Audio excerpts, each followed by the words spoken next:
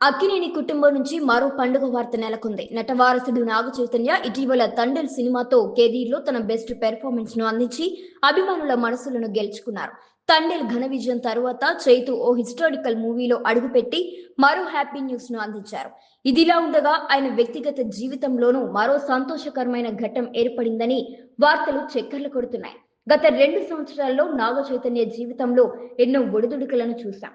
సమంతతో విడాకులు, సినిమాల పరంగా ఎదురైన సమస్యలు ఆయనను తడబడేలా చేశాయి. అయితే ఆ కష్టాలను దాటి మళ్ళీ తన జీవితాన్ని కొత్త దారిలోకి తీసుకెళ్లాడు చైతు.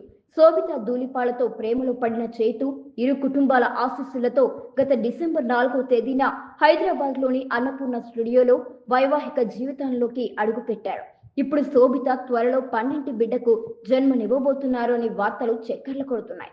దాంతో నాగ చైతన్య తండ్రి కాబోతున్నాడనే గట్టిగా ప్రచారం జరుగుతోంది.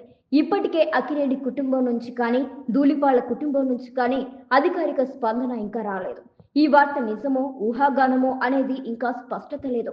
అక్కినేని అభిమానులంతా ఒకే మాట చెప్తున్నారు. చైతు జీవితంలో మరిన్ని ఆనందాలు నిండి ఉండాలని, ఇంకా అధికారిక ప్రకటన వచ్చే వరకు మనందరం కలిసి ఈ మంచి వార్త కోసం ఎదురు చూద్దాం.